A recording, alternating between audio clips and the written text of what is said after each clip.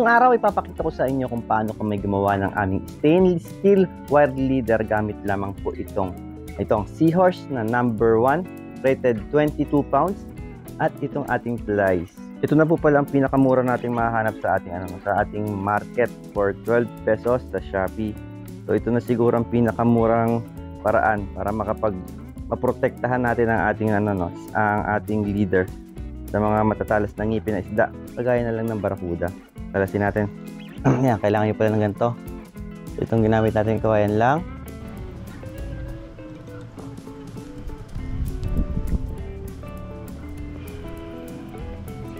Ayan, humingi tayo ng tulong, So ito, kailangan mas maganda sana dito, timba. So itong ginamit natin, ito lang nakita natin. Papasok natin ngayon itong dulo. Yung isang dulo doon, nakakapit na sa kawayan. Ito ngayon, ikot natin dito.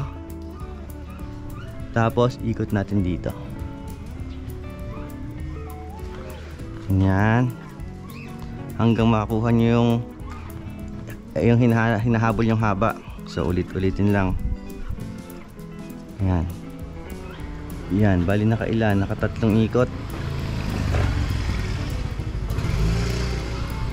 Yung pang last, ikot na natin dito.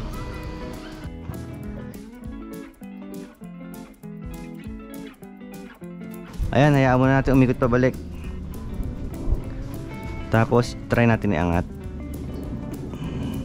Pag inangat natin, ayun o, nabaloktot. Siguro sinasabi ko. Balik pa natin konti.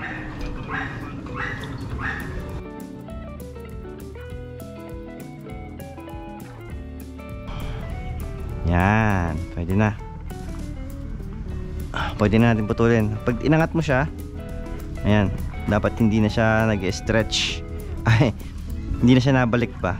Okay, pwede na tanggalin.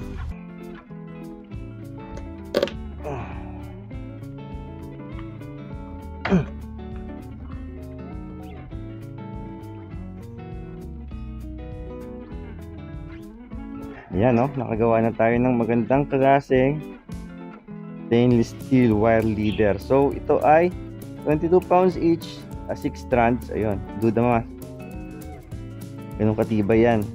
So yung dulo naman ang gagawin natin. So ayan, sa paglock pala nito, ganitong gagawin natin. Hanap lang kayo ng ganito, or kung wala pa ako, pwede magpako kayo sa mga kahoy-kahoy. Tapos ganyan.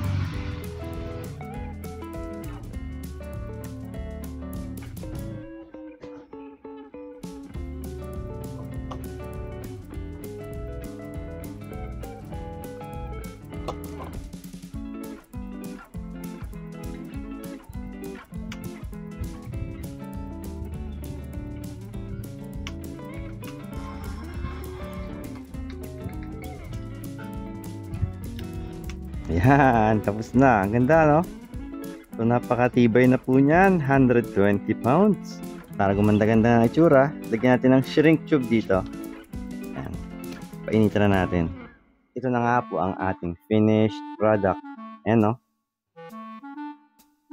So ganito, ideal po to kasi 12 inches po talaga ito.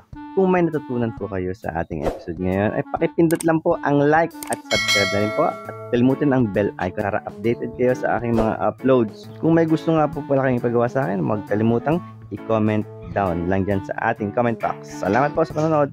Thank you. Kita-kita ulit sa susunod.